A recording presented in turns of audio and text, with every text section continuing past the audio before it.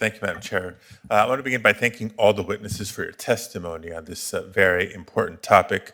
It is not an understatement to say that our democracy depends on a healthy and vibrant information ecosystem. And this requires, for example, that all of our communities can readily access online news via a high-speed internet connection, a reliable internet connection, that people are equipped with information and media literacy skills responsive to today's complex content streams, and that they're served by a thriving free press that includes media outlets, journalists, and broadcasters that both reflect and are responsive to the diversity of our nation.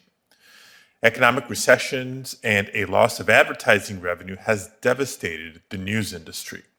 In the last 20 years, more than a quarter of the country's newspapers have disappeared. Local, regional, community, and independent media are understaffed, under-resourced, and in need of assistance as they work to identify new, sustainable business models. It's critical that Congress explore how we can assist the news industry as it tries to find its footing during this transition period. Ms. Bertetto, I know from personal experience that local news is so vital to keeping communities in California informed, particularly during elections, for example, or during and after natural disasters. You touched on it during your opening statement, but can you discuss what's at stake if local and community-facing news outlets disappear, particularly when it comes to our democracy or public safety? Of course. So our readers, again, being a small publisher in southwestern Pennsylvania, rely on us for the information they are literally not going to get anywhere else. So that is covering school board meetings, that is covering city government, that is letting them know when the bridge is out in their community, that is letting them know when the Senior Citizen Center is going to be open during the cold winter months as heating stations. We often provide that very content as well to the television broadcasters. So often they're relying on us to inform them so they can spread the message through their channels. Obviously, as newspaper staffs continue to dwindle, what will become very problematic is there will be no one. The Washington Post and the New York Times will probably be fine no matter what is decided. But New Kensington, Pennsylvania won't be. Who is going to report on New Kensington, PA if my company isn't doing that?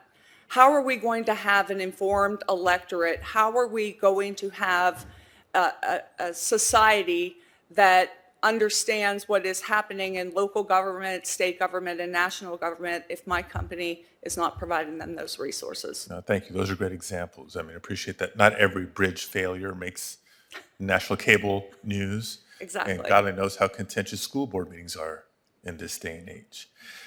Given the importance of local newsrooms to our democracy, I'm deeply concerned that newsroom employment in the United States has dropped by 26% since 2008. Ms. Bertetto, in your testimony, you stated that the Journalism Competition and Preservation Act, the JCPA, as we're referring to it, would help small publishers make additional investments into the community and hire more reporters. A question for both Ms. Bertetto and Mr. Oaksley. Can you discuss the importance of explicitly tying benefits from the bill to job creation and retention?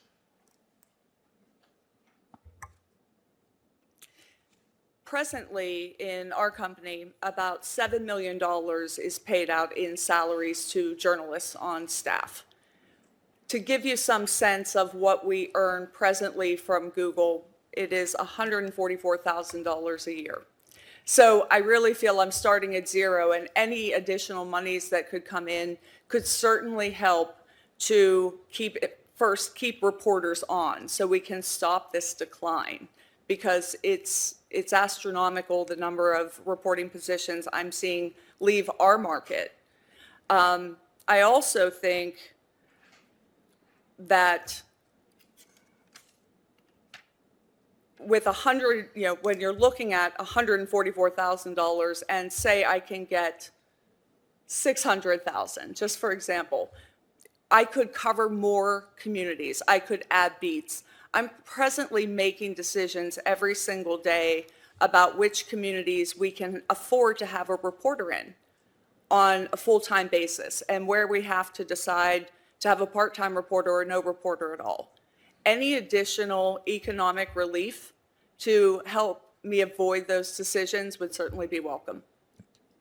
Mr. Oxley? And the same goes for us. Our sizes aren't all that different. Our newsroom costs about $12 million to run every year. And what we're finding is more and more has to be switched to the digital side, even though the digital side really doesn't make us money. At best, over the years, we've broken even. In the last 10 years, our digital overall revenues off of our website have barely moved, and the costs have gone up a lot. So if we were able to have money come in, and I think that the JCPA could provide that by having a level playing field, having a seat at the table, then we would be investing in reporters. The very thing I get all the time from all of the people on the content side and the programming side is, can I add people? And of course, we would like to add people. Also, our area has grown exponentially. It wasn't that long ago that the whole area in Washington, D.C. was 3 million people. Now it's about 6 million people. Yet our newsroom has not been able to grow in size because we have not been able to really change in terms of growing our people. But the very first thing we would do would be to add more journalists. And the one other thing I would say about the journalists that we would add is they're professional journalists. And I think that is a huge point here. These aren't people who are doing clickbait, or they're people who are researching these stories. They've been educated to do that. They know what they're doing. So they make sure to get it right. We have a saying at our operation: before you get it first get it right. And that means getting good sources. That means verifying. That means doubling, tripling, quadrupling your efforts to make sure that you've got it right before you put it out. And that way people get the facts. And that's what people need in local news. Thank you very much, Madam Chair. Just in closing, I know the conversation has also gone in the direction of what else the industry is doing to find solutions, short-term and longer-term, during this transition period. And I'd invite the ongoing conversation of what else Congress can be doing, both in the short term and the longer term, to help the news industry. Thank you very much.